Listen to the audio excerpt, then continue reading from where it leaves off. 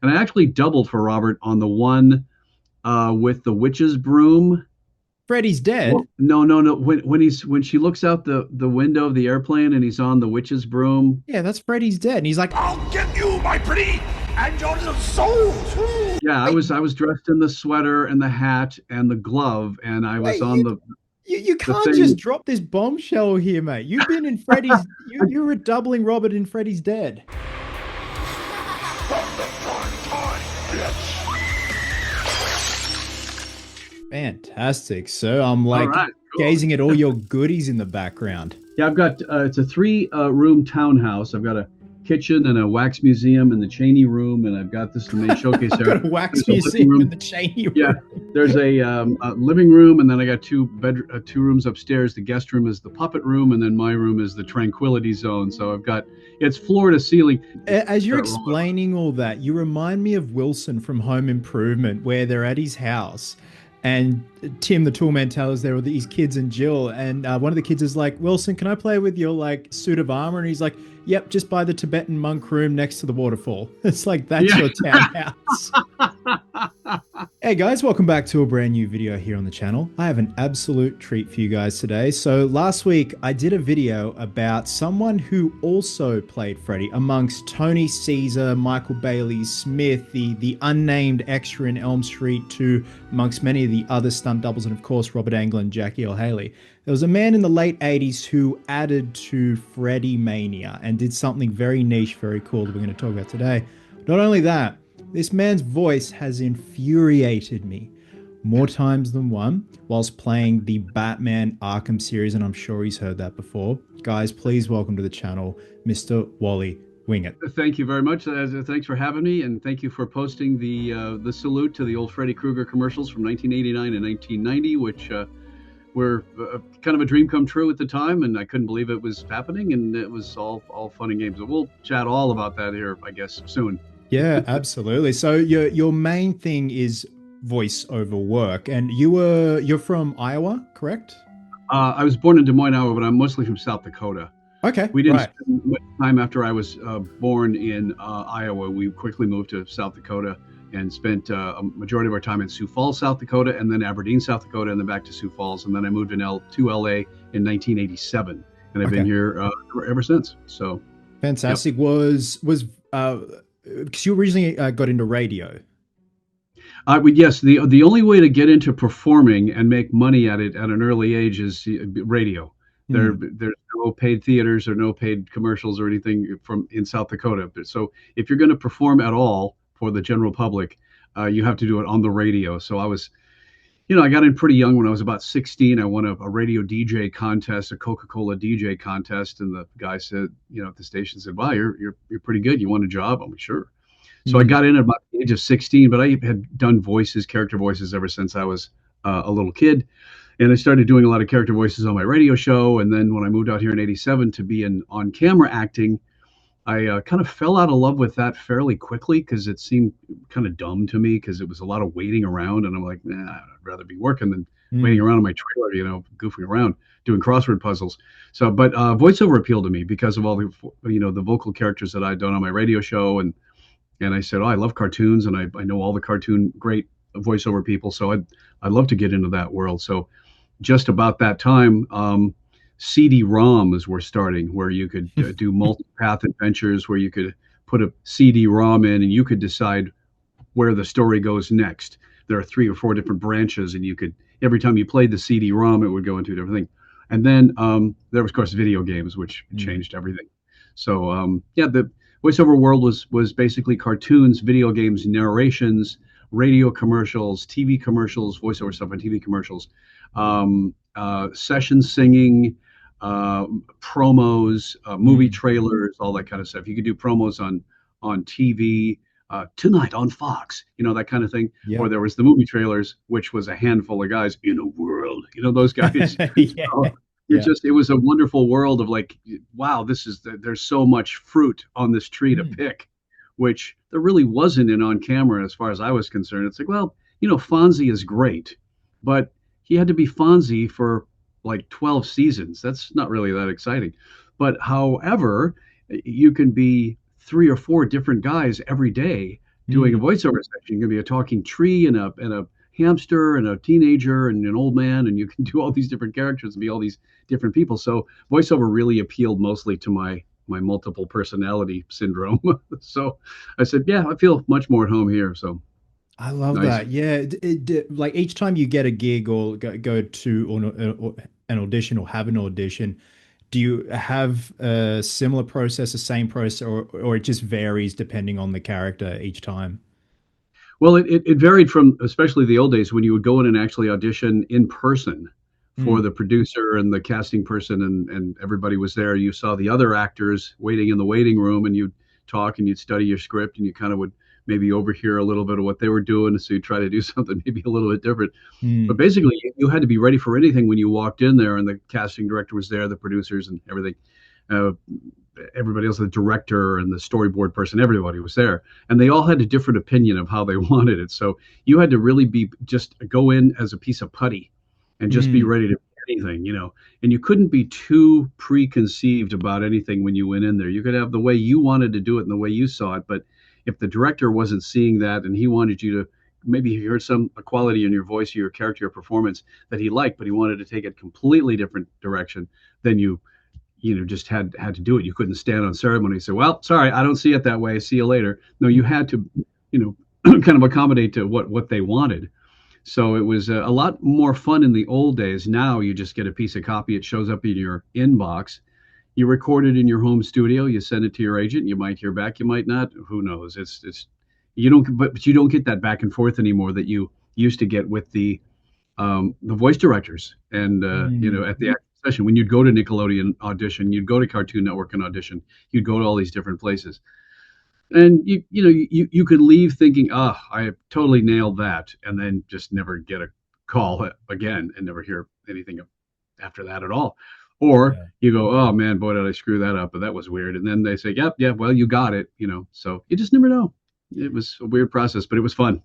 Yeah, you struck a chord there because times have definitely changed. Because I'm actively always auditioning for acting, and I would rather, instead of doing a self tape at home, which I don't like doing, I'd rather get on a train, go into town to all the casting offices in Sydney and do it because then I'm mentally prepared. But like you said, that back and forth, even though you don't know if you got the part straight away, I don't know. It's just, I just don't, it seems so cold, like doing a self tape at home. Again, I'd rather get in my car or jump on the train and go into town.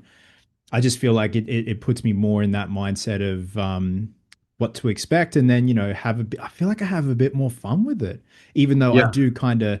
And you've probably been there before, and I'm sure like all actors have, whether in front or behind the camera, like or behind a microphone doing voiceover work, like sitting in an audition room with other people, try not to psych yourself out. Be like, I'm not going to Right. get it, but it's just being like, no, go in there, have fun with it. Oh my God, Frank Welker just walked in. I'm so not getting this part. Oh, it's all over. It's all over once Frank the Tank walks in. It's all over. But yeah, no, it was a fantastic world, and a lot of times these guys were just a handful of guys around town. You didn't have your celebrities in voiceover like you do today, so you'd see the usual suspects, especially if they were looking for a particular type, and Mm, you'd really talk more, with each other about how's the kids, what's going on, hey, got a new car, blah blah blah, and yeah, oh yeah. crap, I gotta read this audition because I got to go in there in a couple minutes, and more Mm, often than not, they're like, okay, you're next up. Hey, can I go after him? I just need a little more time. Okay, that's fine. Then you let it because you're talking too much to the other guys because it was really a wonderful social hour, mm, actually, where we would see all these wonderful people. And now the only place you see them because we don't really do ensemble reads anymore is at conventions yeah. where you Right. Okay. hey, want to grab dinner later? We'll catch up. It's a whole different world, and I'm not sure I like it. It's more convenient to not have to drive all over town like the old days where you'd have to cover a lot of ground in Los Angeles because you had 3 or 4 auditions in a day and they were Mm, all seemingly in different parts of the town. Like, mm, good Lord, how am I going to get to all these places within the short amount of time? And, you get these auditions and they show up and you record them here. But, if I had a dog and a cat at one point and they were just not great critics as far as, hey, did you like that read? Should I do this differently? Like, okay. Hey, I like feedback. I like processing what they have said. they always say in voiceover, half of it is being able to do an interesting character, an interesting voice, but the other half is being able to listen. And a lot of voiceover people that I've seen do not have the talent to listen and be able to process, extrapolate what they just heard, and produce what that direction just told you to do. Mm. Some of them will do it again the exact same way, and I'm thinking that's not what the director was hoping for. And the director delicately will, okay, let's try it again. And they're trying to figure out a way without giving you a line reading how to give you exactly what they want. So you really do have to listen and interpret basically what the uh, voice director is asking and be able to produce that. Otherwise, next, you know, Yeah, yeah. Okay. Yeah. yeah, it's And fun. obviously we've got to talk about Edward Nigma, aka the Riddler. Again, a lot of frustration here in your voice, and I mean that in the nicest way possible. Just, well, Dark Knight, and just, it just, Why is a woman in love like a welder? They both carry a torch. Because it's so well written. As a lifelong impressionist who did impressions since I was 5, it's so funny now to hear people do impressions of me as yeah. the Riddler. People come up to conventions and they'll do their version of the Riddler. I'm like, it's funny. I'm being impersonated now. It's hilarious. That's when But you know yeah, you've thank you. made it. Exactly. They always say that if you are loved to be hated, if they love to hate you, then you've done your job. Especially when you're doing villains, and villains are the best roles to have. Heroes are fine and they're good and everything, but villains are far and away just the best. The Psycho Blue and the Psycho Rangers and Edward Nigma and all the MODOK and the Avengers Earth's Mightiest Heroes. The villains are just so delightful to play because they're so juicy and they're so there's meaty and there's just so much to dig into. But yeah, Yeah. Edward was as they when the audition came down, they said we want him to be so far away from Mark's Joker because there's always been a lot of confusion from the casual Bat fan Mm. between the Riddler and the Joker, and the people will say they're Joker and they'll mean the Riddler. They'll say the Riddler, they mean the Joker. So they said we're going to have the Riddler talk, but we want him really far away from Mark's Joker. We don't want anything similar at all. Want him more like a game show host. Mm. So Ah. I get it. And at the time I was watching because that's what he basically is he's leading the poor victims Batman et al. All through these traps. So it is kind of like a game show. Okay, for our next adventure. So I thought about. I was watching the series The Wild Wild West at the time from the '60s on DVD, and there was an actor there named Michael Dunn who played Dr. Miguelito Loveless, and he was a little person, and he was just an amazing actor. But he was telling James West about all the stuff he was going to do to him that was horrible, that was torturous, and all this stuff. But he said it with such delight. It Mm. wasn't like I'm going to throw you into a vat of acid, not like Boris Karloff would do, where it sounds very threatening. He was like, I'm going to throw you into a vat of boiling acid, Mr. West. It'll be wonderful. And I thought, I just love that joy because this is the Riddler's way of basically getting off. Yeah, Like yeah. these torturous things. It's like he's loving this. He's not morose about it at all. This is delight to him. And I Mm. worked with a community playhouse director in South Dakota for many, many years who loved nothing more than to hear himself talk. And he would chew on every word and he'd pick his beard. He would have, let me see if I can get a pen here. I'm getting a He proper had, demonstration. he was a chain smoker, constantly smoking, constantly smoking. He would pick his beard with these fingers and he'd pick his beard. And he loved to hear himself talk. He hated me for some reason. He just gave me the hard time all the time. And he just would chew on every word because he just thought it was so important. He would say something like, I believe we're up to performance quality, with the possible exception of Wally. So I thought, I'm going to smash Miguelito Loveless along with this guy. Yep. And then he becomes the Riddler. Every word that comes out of his mouth is just gold. And I can't wait to get you, Batman. So it's just gone all melded together. The joy of being able to finally torture the person that he hates more than anything in the world, and just, you have to listen to me now. You have nowhere to go. You have to listen to me because I'm on this speaker, and there's nowhere else for you to go. So, what a delightful character. The way he's written is wonderful, and I'm convinced that the guys who write the character for the video games and all the things that we've done really are the Riddler. They come up with these words that we have to stop the session and look up because we don't know how to pronounce it or what this word even means. And so like, Dictionary, hey, time out. please. Yeah, ticket, Google. Well, what does mean? And okay. You know, how do you pronounce it? Okay, then we go back and do it. So, So but it's I started with Arkham City. That was my first one. And then I went back Asylum, and then Origins came out, and then Night.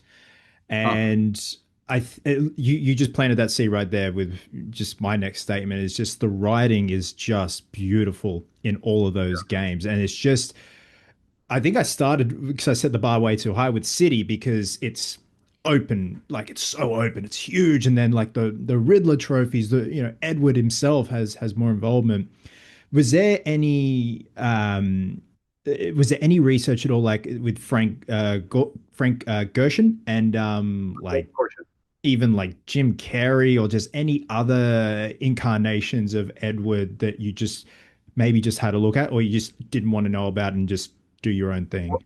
Well, I grew up with the '66 Batman series, and Adam West and I were friends for about 37 years. And through Adam, I met Frank Gorshin, and we were friends, and Julie Newmar and Burt Ward and all the other people. So I knew all those people. Frank had been over to the house before watching Batman episodes and hanging out with us, and he was a terrific guy.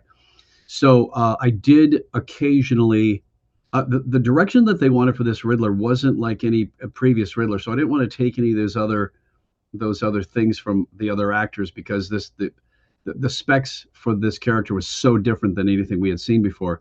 But I did want to do a small homage to Frank from time to time. So I would ask Colette, the director at the time, like, okay, do an evil laugh. And I'm like, can I do a little nod to Frank? She's like, yeah. So I'd put just a tiny little Frank Gorshin in the laugh where it would start out my Riddler. It would go.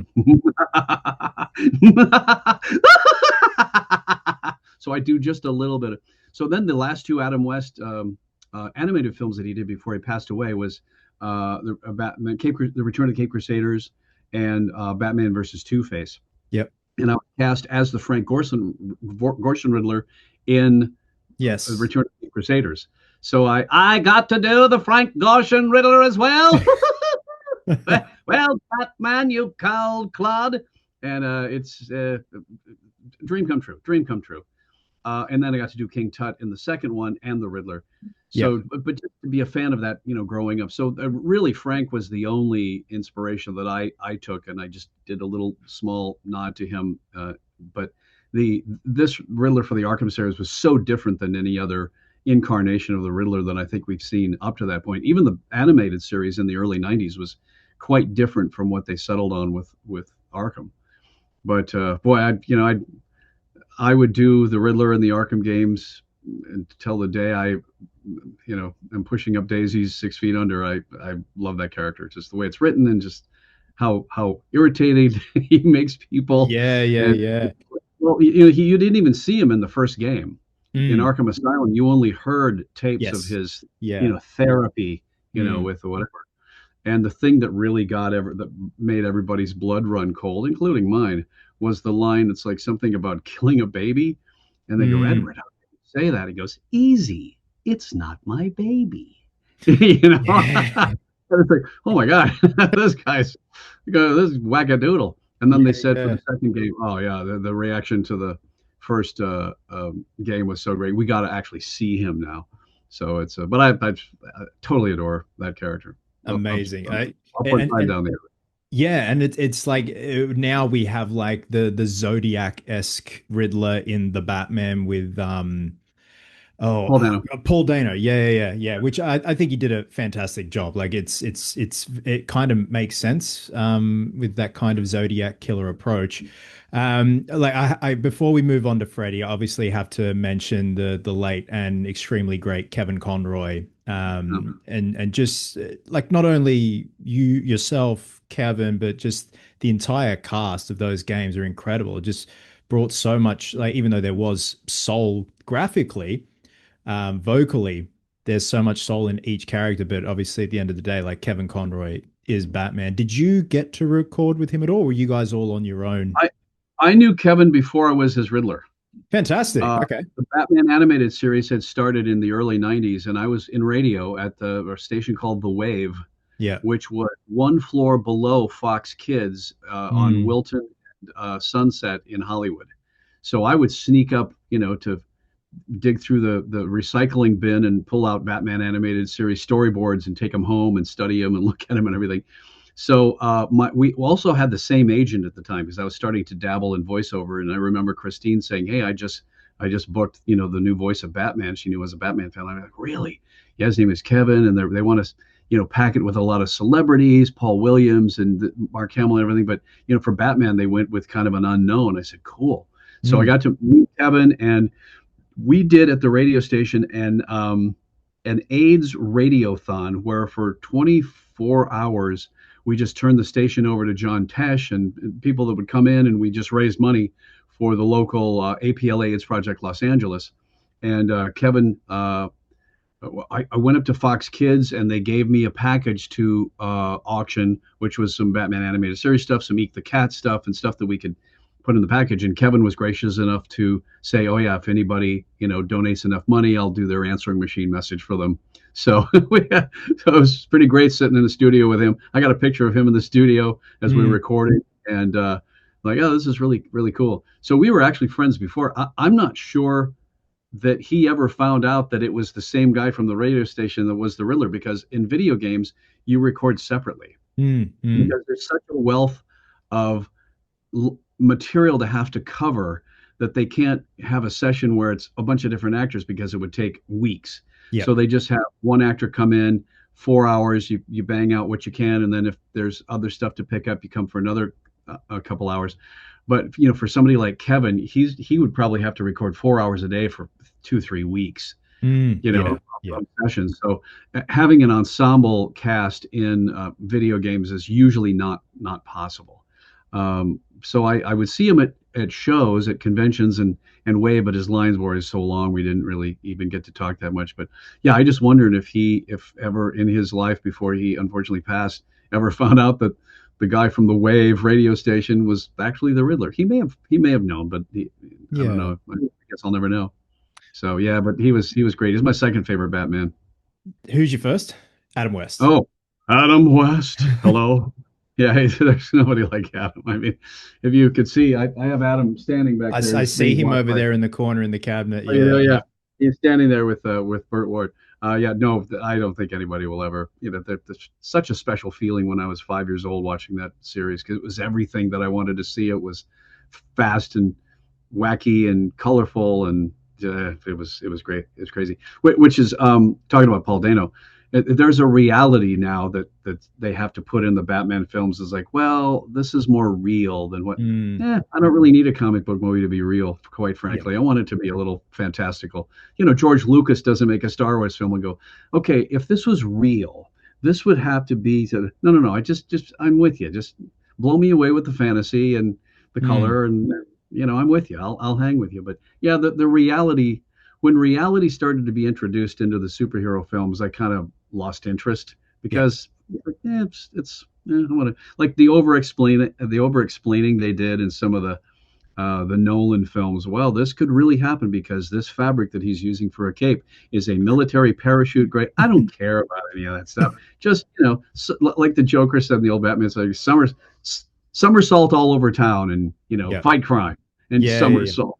Sometimes the best explanation is no explanation. I think just also what I love about Adam West is how, like, later on in life, he was just able to have a laugh at himself. No, not at himself, but just I don't think he realized how funny he was. Like when he was in The Simpsons and it's the snowmobile, the snowplow episode, and Bart's like, "Who the hell's Robin?" And he's like, "Don't forget the bat to see." Right.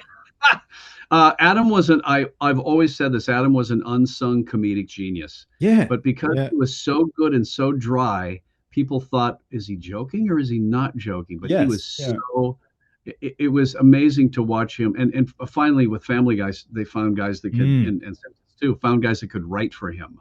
Yeah. And they could capitalize on that kind of dry quality that he always had, that was so wonderful. He would be at these shows, these conventions, and there'd be these nervous fans that would come up and they'd get his autograph, and then they'd go buy something at the show, and they'd get back in line like 3 hours later. And the same guy would come up and he'd be nervous, and Adam would he'd have his pen there and he'd just go, "You again?" And then the poor guy would get really nervous, and I'm like, "He's joking, don't worry, he's just joking around." But he was so good at being dry that you totally believe it. And the misnomer was that he was a bad actor. He was a great actor. But if you recall the history of, I don't know if you know this, the history of how the Batman TV series sold was Hugh Hefner in Chicago was showing the old Columbia serials at his movie nights before he would play the feature, and the people were booing the villains and cheering Batman and Robin. So they had a Fox or a ABC executive there at one of these parties, and he called and he said, "Get the rights to Batman. There's something really special happening here." So that was the whole genesis of the whole thing. That's why you had the cliffhanger where what's going to happen tomorrow? Same bat time, same bat channel. You know, that whole thing. Yeah. It was an homage to the old cliffhanger movie serials that would run to 12, 13 chapters from week to week to week. So Adam brilliantly kind of adopted that movie serial kind of actor persona, where very kind of wooden. And the movie serials back in the day had to be done very quickly because they had to edit them, turn them around for the theaters, that week. So they didn't have a lot of time for retakes and everything. So there was a lot of cue cards going on when they were shooting those serials. And Robert Lowery and some of the other guys playing Batman would literally be, "Robin, I think we need to go to the commissioner's office and find out what's going on with Dr. Daka, and if we can do something," and you could see them almost looking at the cue cards, but they didn't have time to memorize their lines. So Adam adopted that brilliant cadence that became his signature of like, "Robin, I think we should go to Commissioner Gordon's office. There's not one moment to lose." And it was like, there was nobody else was doing that. Maybe Shatner, but there was nobody really else that was doing that kind of cadence. It was so, when you do that, you know exactly who you're doing. I think, and I've referenced The Simpsons a lot because obviously Adam's been in The Simpsons a couple of times, but I don't know if it was him. It was the beekeeper. It was some random beekeeper. It wasn't Adam West. And he's like, "No bees means no noise." And it was supposed to be a rip-off of Adam West. Funny. And the assistant beekeeper, he goes, "To the Beamermobile." And the assistant goes, "You mean your Chevy?" And he's like, "Yes." Well, on Family Guy as Mayor West, he was fall down funny. When he ran out of light, did you ever see when he ran out of? He was doing a light bright. Remember the old toy, the light bright? Yeah, yes. And he ran out of pieces, and it just said Adam Wee, and he didn't have any more pieces left. He goes, "Adam Wee." That's okay. "You don't mess with Adam Wee." And he kept doing the thing with his water, and it kept going down the drain. He goes, "Someone is stealing my water." And it was so absurd, but he was so good at that absurd, and he knew he was outrageously funny. And if you see a documentary called Starring Adam West that was lovingly put together by his son-in-law James Tooley, I'm in it, Fred Westbrook's in it, and some other people are in it, but it shows it how much he's loved and just how funny he was, and just off the cuff hilarious. And I miss him dreadfully, but we all get old, so that's it. At least we still have all these amazing body of work, and just like the giggles we had just then. So it's a testament to his character. Well, if anybody ever questions what a great actor he was, they need to see that one scene that he does. And I think Green Ice.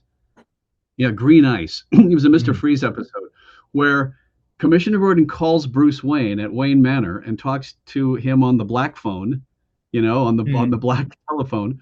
And then he says, "Well, I'm going to put you on the line with Batman. You can talk to him about it." He's like, "Uh-oh." So he calls on the red phone.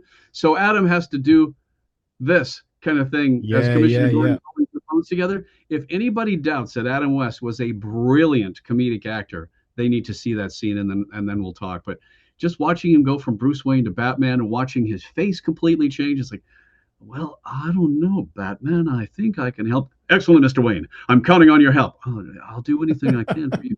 Just back and forth and back and forth. It was brilliantly, brilliantly performed, and he was one of a kind. So yeah, oh well. I'm gonna have to go back and rewatch that. So, the main topic of this video is obviously this guy here. Fred. So this is the one I was telling you about. This is made by David Miller. Oh, cool. So Nice. David still has the molds for part 1, obviously part 5, 7, and he offers them as silicon busts now as opposed to foam latex. So he mounts them on a bust of Robert Englund.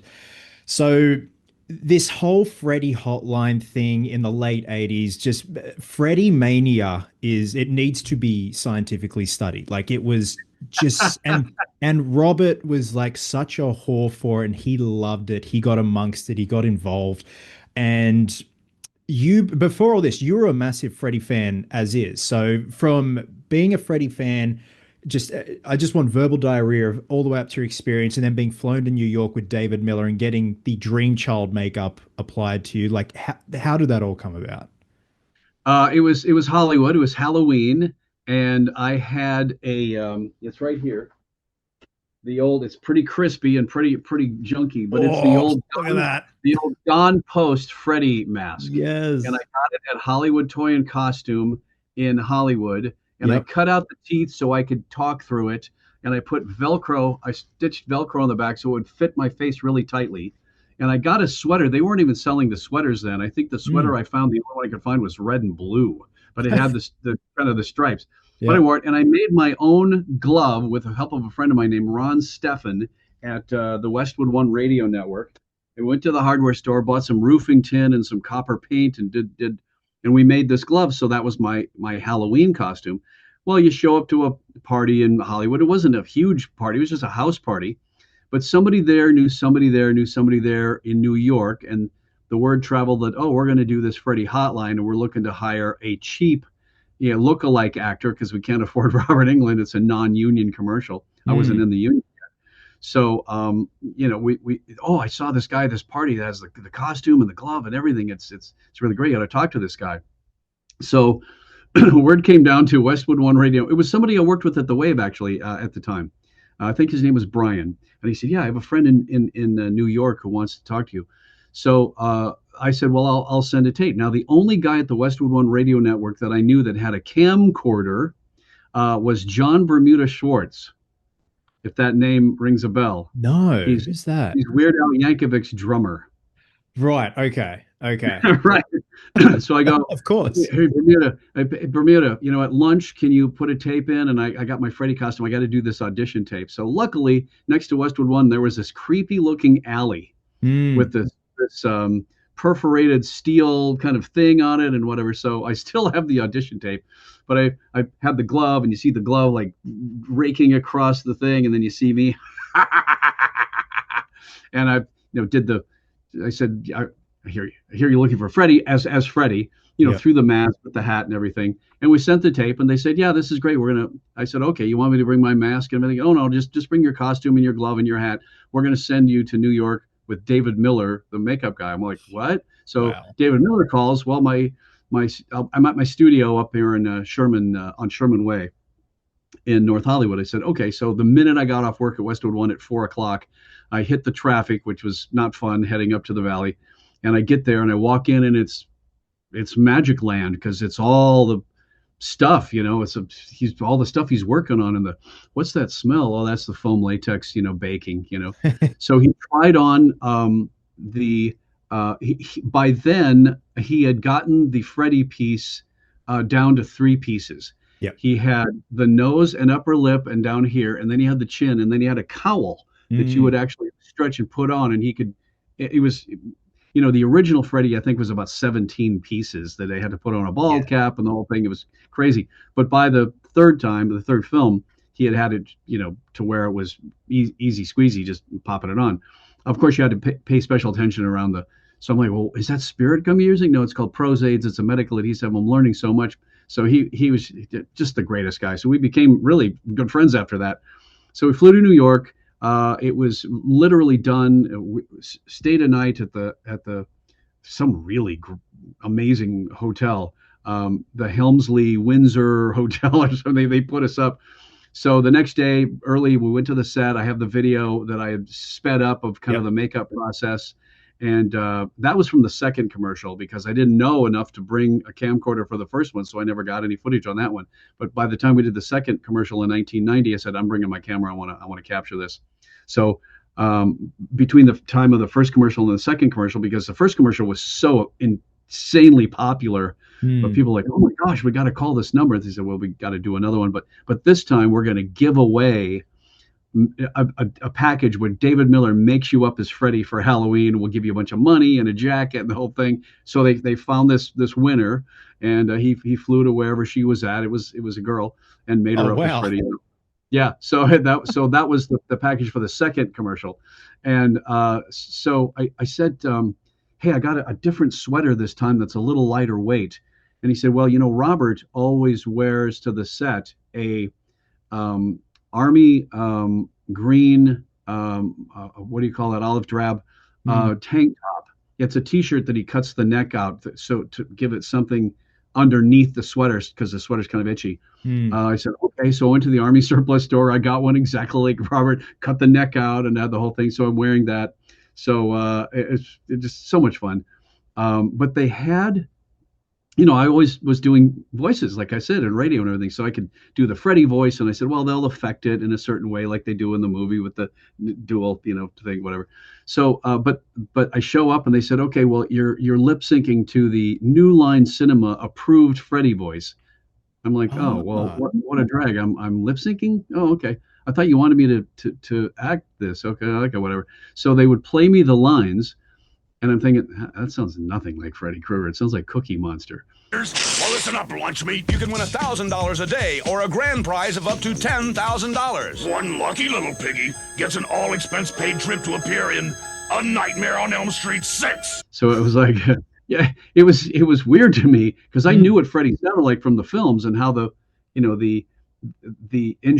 audio engineering would make his voice sometimes dual layered, and sometimes it was just Robert's voice and then it would go into this all this different stuff. But this guy just sounded, oh yeah, lunch meat. Yeah, here you go, lunch meat. You want cookie? And I thought, this is the New Line of Cinema approved voice, and I thought, all right, well, it's your money, right. Whatever you want to do. So they didn't know at the time how you do lip sync. You have to do like ADR is done, additional dialogue recording. You have to do the 3 beeps, and on the imaginary 4th beep, you're off and running.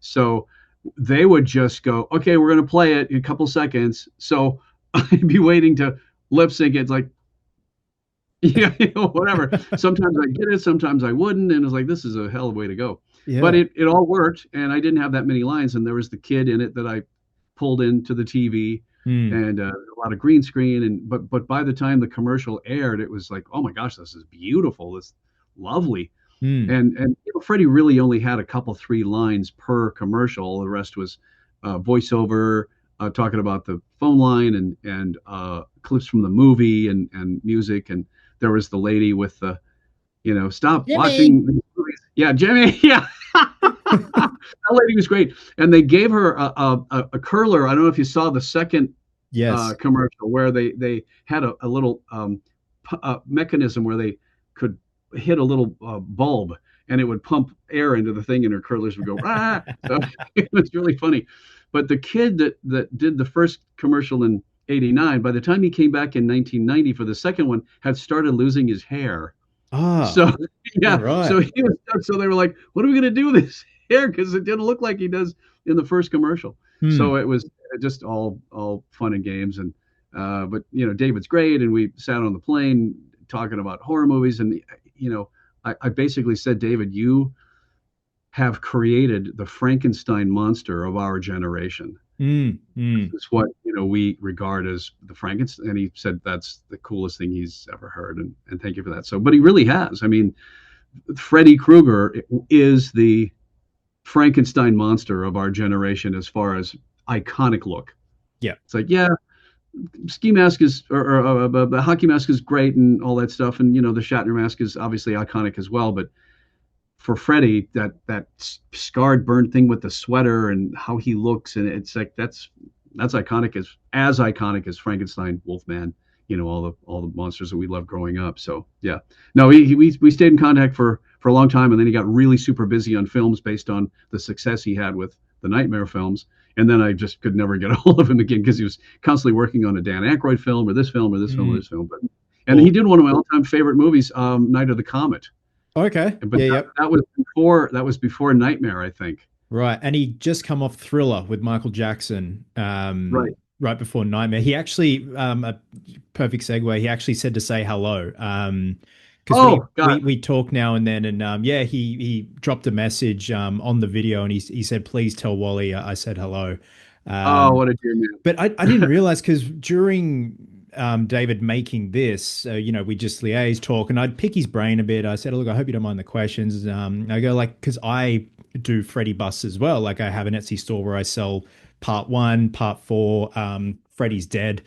I go, what did you use for the charring on Robert in '84? And he goes, it was just like grease paint, like just with a sponge. And they were all kids when they made that film. He was early 20s, like Kevin Yeager. And he tells the story. He like got the inspiration from like pepperoni pizza for that look.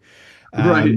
But again, like, he had a bunch of different looks that he had pitched Robert Shea at New Line. He had brought in a bunch of sculptures, like 12 different sculptures. One of them was only Freddy kind of half burned, like a Phantom of the Opera kind of thing. And the rest of it was his human face. But then Robert Shea would pick, of all the heads, which sculpture he liked best. So he was quite busy. He earned that job. He wasn't goofing around. He totally earned it. No, that's it. And like going back to what you're saying, how Freddy is like that, that the new Frankenstein, amongst Michael Myers, Jason, all that, what stands out the most is obviously Freddy has a personality, but just the way Wes assembled this character, like the scar tissue, a personality, a red and green sweater, where red and green are the two hardest colors for the human eye to process. The human eye hates red and green together. Like the glove as well, like, something so personal that he made. A pair of Dickies slacks and some boots, call it a day. And it wouldn't have worked, I think, properly without Robert. I think having a thespian, classically trained actor who takes into consideration all the movements, everything, like, Nosferatu, he said Jimmy Cagney, like a gunslinger with a shoulder down because of the weight of the glove. And I think anyone else, like, if they could have done a decent job, but I think just Robert, he nailed it. So, and even watching the time lapse video, which I've played a couple of times whilst you were talking about your experience getting the makeup done, even you had the mannerisms down pat at the end where you like got the glove and all that stuff. Well, I'd watched those films ad nauseum, and I had to rent a VHS at that point. They weren't on TV really that much, and you couldn't catch it. So you really had to go to Blockbuster and just keep the movie, for about a week and just study. But I loved all that stuff. And I was actually working at a video store at the time called Music Plus, and there was a special Nightmare 10-minute preview video cassette that had come out only for video stores to play in the store. And I said, can I have that when you're done? They said, sure. And on the cover is a really good close-up of the glove. And that's what we used to make my glove for the Halloween. Is it the one how the glove's just laid out on like a desk? It's literally just you can see where the rivets are and all that. And so I said to Ron, I said, this is what we need to do for my Halloween thing. But I loved that character. I thought it was delightfully creepy, and just the idea of like thing that exists in your dreams, but not, and you have to stay up because you don't want to go to sleep because then you're vulnerable. And I'm like, well, this is all just brilliant. But again, the way he was written, the lines, much like the Riddler, the way, and Robert Englund was also a Riddler, strangely enough, I found out on Twitter. That just the way he had the dynamics of his lines, sometimes going full tilt boogie, as a director friend of mine used to say, to like the subtle things, this is God. You know, Yeah. Yes. wow, that's crazy. And the lighting and the whole thing is this, and then the crazy laugh as he's like running down the alley, and then the big long arms, and it's like this is just all sorts of brilliant. It's interesting you say that because I've spoken to a few people about this and I've said this in a few videos on my channel. There wasn't a proper established Freddy laugh in the first film. It was like a clown. He was like, Yeah, like yeah, a bit right. goofy. And then by like the fourth one, it's like, ha, ha, ha, ha, like that. Yeah, But going back to the line delivery, like, this is God. I think to me, a lot of his line delivery, his teeth are the clenched. teeth. Like if he's in the ADR booth, like at the end where he's like, now you die. He's so angry. That's what I Yeah, love about part one and part two. It's like this Freddy has the shits. He is yeah, angry, like very, yeah. He's very angry. angry. By the third And one, he turned into Rodney Dangerfield with the bad complexion. I felt with the jokes and all the stuff, and I thought, oh, okay, well, that's pretty cool. But yeah, he was a force to be reckoned with in the first two films for sure. I got no respect. The people of Elm Street burn me. Yeah, yeah, right. I wish I could come up with a great Rodney line that had something to do with a bad complexion and whatever. But the fact, watching him make the glove and Mm. what a great, one thing I didn't respond to was something on Twitter where they said we want to see a nightmare, but where Freddy's actually they find out he's actually innocent. Is that in lore somewhere? Where does that So in originate? the 2010 remake with Jackie Earl Haley, who I think did a commendable job. First of all, that's a hard thing to take on, and He's a great actor. He's he's a a great great actor. actor. Yeah, Academy Award nominated Jackie Earl Haley, great. right. It was hinted throughout the film maybe Freddy was innocent and the kids made everything up, but then you find out at the end that they actually stepped further into Freddy toying with the children, not just killing them, but doing horrible things to them. So, because I remember in the Yeah, first one, Wes was going to touch on that, but there was he something going on in walked the the line state. brilliantly. Yeah, Yeah, there was something going on in the States at the time where teachers were abusing children, and Wes is like, let's just make him a child killer. Let's not go to the nasty stuff. And I think that's why we've all sort of rooted for Freddy. And then when the remake came out and you find that he's a child predator, you're like, oh, it's like icky. So there was a point in the film, in the remake, where the kids are like, I think he's innocent. And it is kind of like, oh, whoa, that's like a big hit of revenge. But I don't know. It could have gone one way or the other. I just want the villains to be villains. Yes. Let the villains be villains. And that's one of the problems I had with some of the recent animated films that have come out from a certain studio where they're like, well, she's not really a villain. It's just she's made that way, and it's not really. No, no, no. Let Maleficent be Maleficent. Let Captain Hook be Captain Hook. Yeah. Let the villains be villains because they're great. That's what makes villains great. Don't say, well, the Riddler's just misunderstood and he isn't really that way, but no, he's that way. He's out of his mind, and he's most likely this asexual guy who never eats, and this is just what he's obsessed with. Let him be a villain. Let the villains be villains. So when I heard that, I was like, yeah, I kind of want Freddy to be the villain and stay the villain. Yeah. Yeah, I don't know, but that's just me. But yeah, So, so I heard that on Twitter. I wasn't sure where that came from, but the Twitter, I can't call it X. I got to keep calling it Twitter as well. yeah, yeah. So did David let you keep the prosthetics after filming? Yes, and here it was really funny because I told him I wanted to keep them because I was a collector. So he told me how to go into my hotel room and take them off gingerly and Mm. kind of give me some detach-a-haul to start at the neck and then Wait, get he it didn't looped take it around. off for you. You had to take it off. Well, he would have, but I said, but he would have just, because Robert England, he said at the end of the day, just went rip and just ripped Yes. it all off and Yeah. there was nothing left. I wanted to keep it intact. So I'm like, how do I pull this off? And I want to take this home and show my kids. So he said, well, here, take this thing. And he told me exactly how to do it. He would have been, you know, very, done it very gingerly. And I'm sure he would have done it with great care because he was ultimate professional. But I'm like, nah, I'll do it. I just went to my room and I detached it around the neck. And then I started to work my hands up underneath it and would kind of do Mm. that and then pull it all off. Now I still have, I'm not going to open it up No, no, that's fine. from the thing but it's still a little soft there, but it's all the face. It's all crunchy. As you can see, it's all. crunchy down Wow. there. But that's the face from the first one or the Yeah. second one. Uh, Here's the hand piece from I think the second one, which is literally just dust. Oh no, it's been Thanos. It's been Oh 30 years since it, and I think this is the one from the very first one we did. But again, it's really kind of crunchy. It's kind of intact, but there's a lot of, it's just a bag of dust. bit of shake and Um, bake in there. yeah, do the shake it back. Yeah. No pun intended. No reference to Freddy's complexion with the No, baking. not at all. Not at all. Wow. So, Look, so it's just the nature of foam latex, unfortunately. yeah, especially after 89, 90. What is that?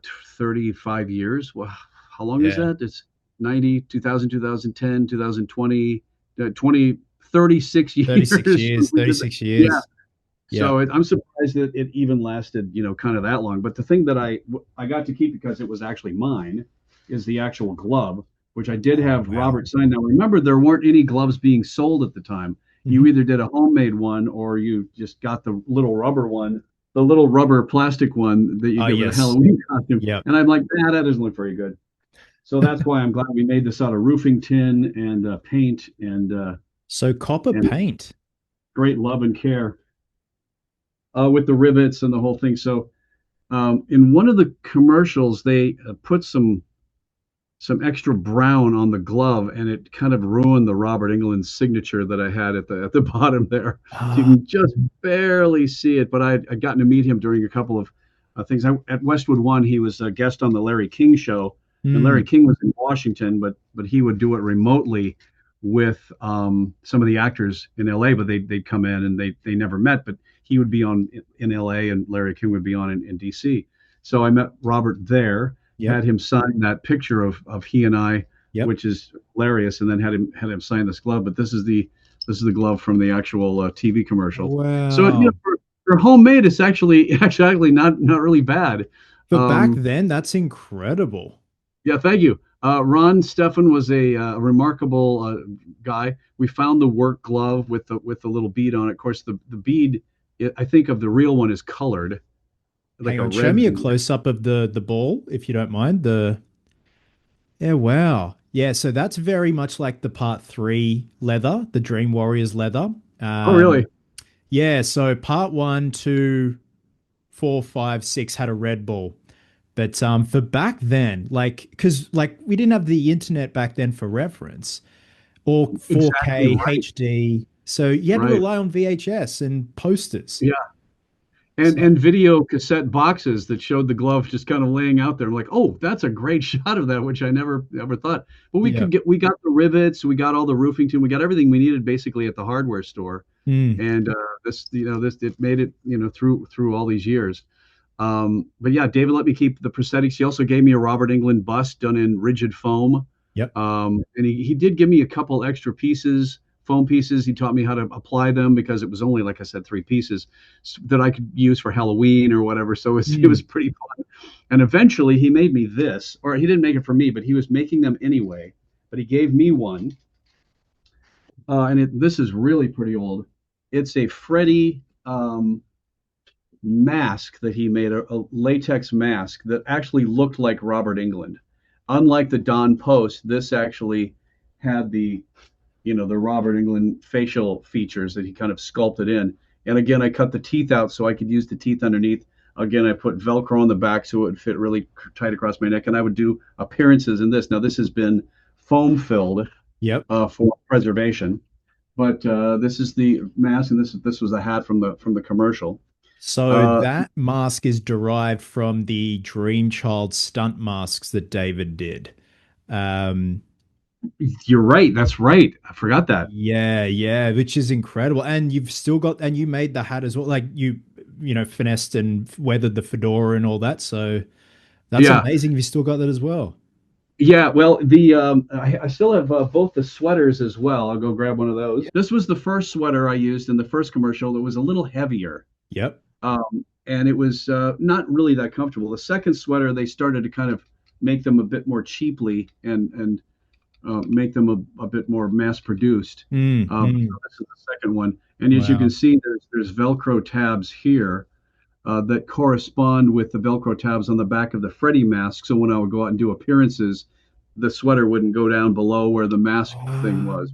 clever. Because they have silicone masks now like that that you can actually wear that look like Yes. Freddy that fit on your face. It's unbelievable. Like, where was this stuff when I was, Yeah. into it? But so those are the two sweaters. One of these days, I'll probably bequeath all of these to my grandson. And this is really cool. Watch this. The crew jacket that they gave us all. So it was a Oh, really nice black and red kind of leather kind of thing, but on the yep. back it has this embroidered. I dare you to call. That's so cool. Isn't that great? And I didn't put my name on it because at the time I was whoops, sorry. At the time I was really into embroidering my name on the thing, but I just didn't want to ruin it. Mm, And mm. someday this will probably go to one of my grandchildren as well. But it's a nice warm, nice warm jacket. And this was one of the jackets that they gave to the winner of the big um, contest where they made you up as Freddy Krueger. But I mean, if you look at the moon is actually a piece of round silver satin, and then Okay. he's embroidered, over it. But I this mean, is they seriously don't make them like they used to. You wouldn't see that type of craftsmanship now. they just don't. Identity Inc. is who made this. Dry clean only. Yeah, wow, Identity Inc. So Keep I away don't know from how many open flames. I don't know how many of these they actually made, but I'm sure they made them for the office crew and everything, and gave one to me. David probably has one. A Yeah. couple of weeks ago, I did a video covering the Be in My Nightmares sweepstakes for Elm Street 4. And I know they did one for Elm Street 6, which you were a part of, like with those promos to appear in a Yeah. Nightmare on Elm Street 6.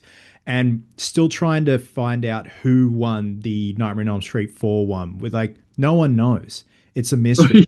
But it's amazing that you planted the seed of a girl won the sweepstakes and got to be made up as Freddy. Like that'd be so cool if she's still around and those photos surface. That'd be so cool.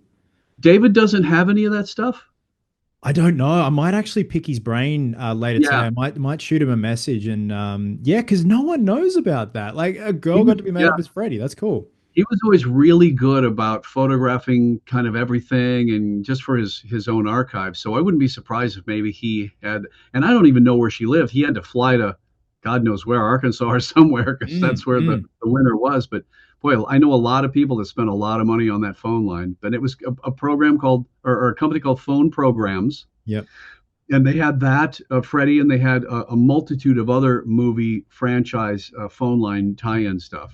Yep. But and then of course the voice that you would hear from was the New Line Cinema accepted, approved Freddy voice, which was Mm. the guy that I lip synced to. Robert, I don't think was at all involved in any of that stuff because I just don't think that the money was there, for Well, it to do that. it's like why Tom Hanks gets his brother Jim to do all the voiceover stuff for Woody for all the games. Yeah, because the celebrities don't work cheap, but guys like me do work cheap. So whatever. So, but it Oh. was what a dream come true. What a nightmare Yeah, come true. yeah, good pun. So thank you. So it was it's one of those things where it happened, and everybody at home back in South Dakota could watch the commercial and go, that's Wally.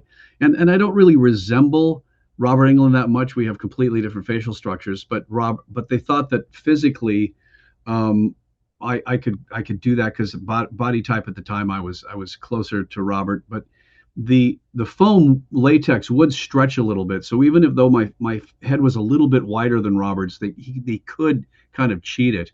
And I actually doubled for Robert on the one with the witch's broom.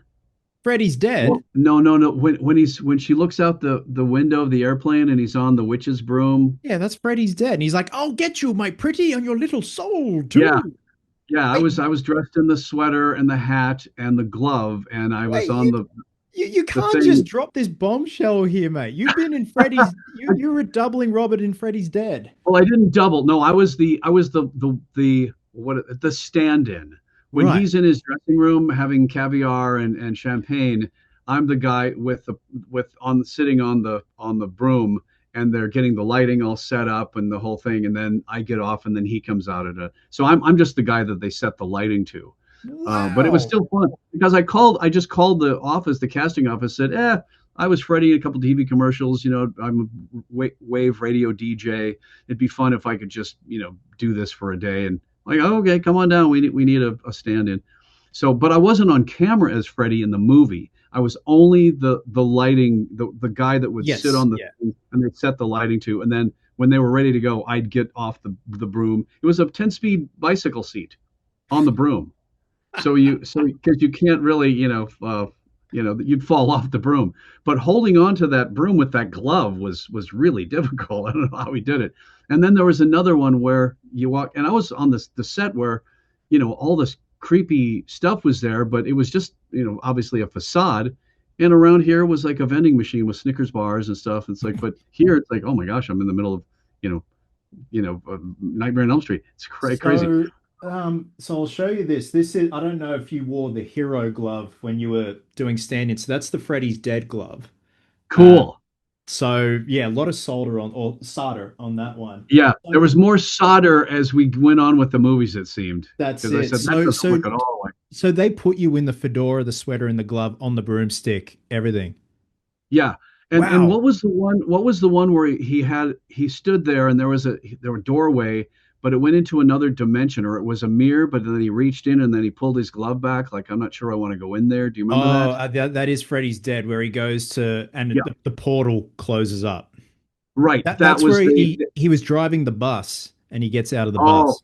Sure. They had me do that shot too, where I just go up and then just pull my hand away, and then they get the lighting all set, and then they say, all right, get Robert on the set. And I think that particular day, Robert was getting a cold or something. He was not in the greatest of moods. He was feeling kind of sickly, but so it was good to have somebody, a knucklehead like me to get everything set up on. And then all he had to do was do a couple takes, and then it was, of course, brilliant. But David always would mention how sometimes Robert didn't want to put the teeth in. So you'd see Freddy, and he'd have like perfectly white teeth. Like, how did Freddy get perfectly white teeth? He went to Turkey. He flew to Turkey and got the new flew veneers. To Turkey, got the implants. But for ADR, you have to wear the teeth. If you wear teeth on camera, like prosthetic teeth, whatever, you have to do that as well for ADR. Otherwise, it's not going to sound right. So I'm sure you had to wear the teeth anytime you did ADR.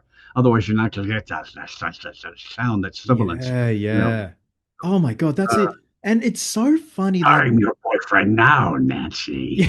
You've got to have that Nancy, you got to have that bit of extra. There's something in there. Something's occupying that space. Yeah. It's crazy how times have changed. And I've heard this a couple of times, how you just called New Line and were like, yeah, I've done this. And they're like, come on down. It would not happen today. Unheard of. Well, I had to call the casting person, who I found out who the casting person was for the extras and for the stand-ins and all that kind of stuff. Right. And I just pitched them on it, and they said, yeah, you're a radio DJ? Sure. You want to talk about it on your show? Yeah, cool. That's great. So times really, really have changed now. They don't know, if you're a lunatic or whatever, they don't want you to be on the set. You have to go through eight different layers of. Sorry to press again about Freddy's Dead, because Freddy's Dead was the first Elm Street movie that I ever watched, and I actually have a big soft spot for it. I actually have a vinyl Freddy's Dead here signed by Robert, and he said, to Chris from DJ Freddy. So when you were when you were there on the broomstick, there setting everything up, were you there with Sean Greenblatt playing the young man who's looking out the window, or was he? No, that was all done in post. All right, okay. They probably had Sean looking at a green screen through the window, and then they superimposed, Robert as the thing. But what I do remember is that I was a little heavier than Robert, because they had to counterweight it, to get the room because it was on a thing, and they had counterweighted it for my weight. So when Robert got on, it was like, so like he's a little bit heavier than Robert, so I was a little bit more beefy than Robert at the time. But they just took off one of the counterweights, and it worked perfectly. But it was difficult to hang on to, and it was high up with that glove on, because you couldn't get a grip with the metal glove with the ring things on the fingers. Yeah. But it was a great time, and it was fun, and what a dream, what a life. It was the Wild West back then, and these movies were made for a couple of bucks, and yet they've just withstood the test of time. But it just seemed like such a great time to be in front or behind the camera making movies. Like, it was just, I don't know, it's just like, obviously times are changing, you got to embrace the change, but it's just fascinating to read how, these films were made and the careers that kickstarted. And Yeah, again, like Johnny so Depp. much. Yeah. Oh, yeah. Yeah. I love how he's like very chill about it. And he's like, I played Glenn. I got sucked into a bed. It's just, Yeah, yeah. But those um, movies are so fun to watch and great date movies. yes. It just so there was no pretension about them. It was just like here's what we are. It's a horror movie. We're gonna get scared. We're gonna see this creepy guy haunt people, and it's gonna upset us, and we're not gonna be able to sleep for a couple of weeks. But Mm. that's what it is. Oh, let's go see that again. That was really good. I Yeah. miss those Yeah. kinds of movies. It's just I miss them. Wally, it's been an absolute pleasure. Like I could talk your ear off all day, but I just appreciate you even reaching out after the Instagram short reel that I did the other week. So it's been so fun chatting, just voiceover shop, like your turn as Freddy, and then dropping that bombshell that you're in Freddy's Dead. I had no idea I, about I, that. I forgot completely about it until just now we were talking. And the guy who sent me your reel, who Dave forwarded to Woodruff. me, David Woodruff, yeah, who Yeah. is Tom Woodruff's son, and David Woodruff is a great makeup artist in his own right. And David and I have been friends for years. And I'm like, oh, look at that, that's wild. But you did your research. You just didn't say, well, there was a third guy who did these commercials. You also knew my name. How did you find out that it was me who did it? Oh, Dr. Google. Dr. Google just and Oh, then like really? I shot myself in the foot because I'm like, did you know there was another person, a third person to play Fred? And everyone's like, no, actually there was Tony Caesar, Michael Bailey Smith. I'm like, oh, okay. I'm talking about Wally because Wally was part of Freddy-Mania. Let's just give Wally some time. Right. It's like So Michael Myers. Well, there was 18 Michael Myers actors ah in the first movie. There was Tommy Lee yes. Wallace. There was Nick Castle. There was all these people. Everybody took a turn in the mask. Whoever was available at the time, because like you said, these things were made up for a dime.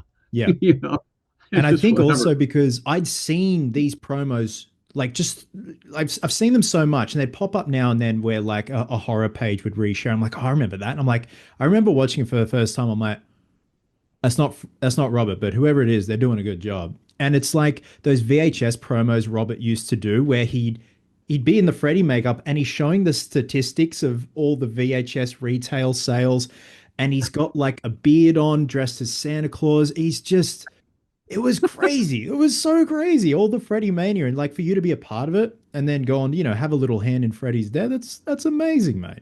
Yeah, they had more fun with their IP, I think, back in those days than they Yes. do now. They're very protective of all that stuff. But back in the day, you could see Luke Skywalker on the Muppet Show acting goofy. It was okay, and Chewbacca on the Muppet Show. They didn't care because oh, let them go have fun, and now they're a little more protective. You don't necessarily see those, but whatever. It was a glorious time to be alive, and it was just kind of a fun thing to have a friend who had a friend who had a friend that was at the Halloween party that knew somebody in New York who was looking for a Freddy lookalike, and they flew me there. It's just wow, what a time. So Yeah, you're actively still doing your thing. What else you're up to? I'll leave the link as well for your YouTube channel so people can see your collection because you are a collector as well and a cosplayer as well. So please tell the people what else you're up to. yeah, I haven't cosplayed in a long time. The only time I really do anything that's close to cosplaying is if I'm doing a convention and I'm signing. I'll Mhm. also bring a Muppet replica along, like a Okay, Kermit or a monster, because that's my cosplay. So really, only this is my cosplay now. It's just my perfect. right hand. Other than that, I can't bring costumes and dress up. I did. I used to dress up as Darth Vader in South Dakota with a Mm, homemade crude Darth Vader costume. Of course, at the time, I thought it was great.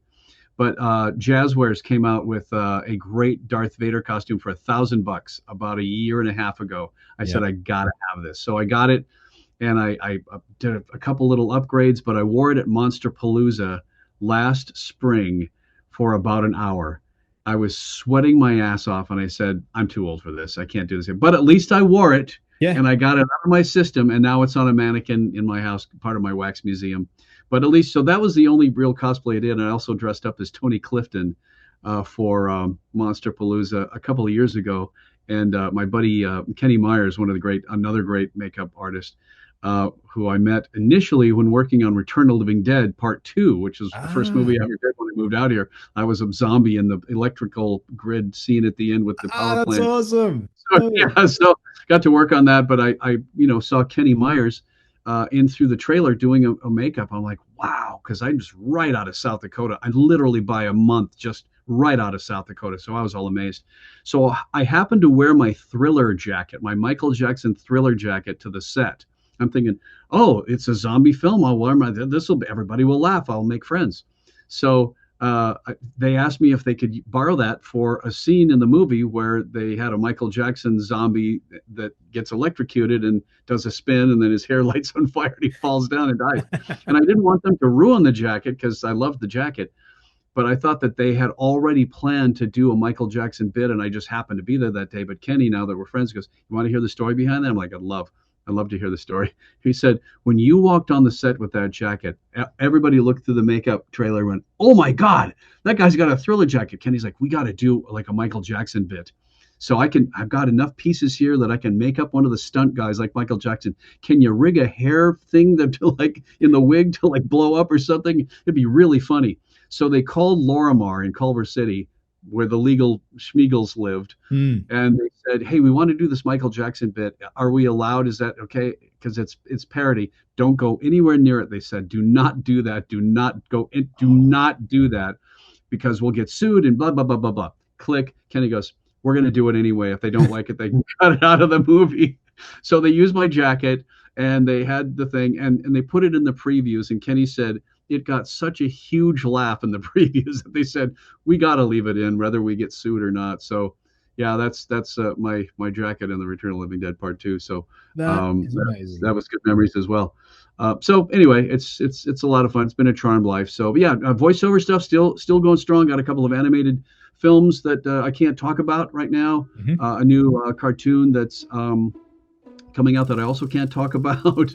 Nobody can talk about anything anymore. All But, the you know, NDAs.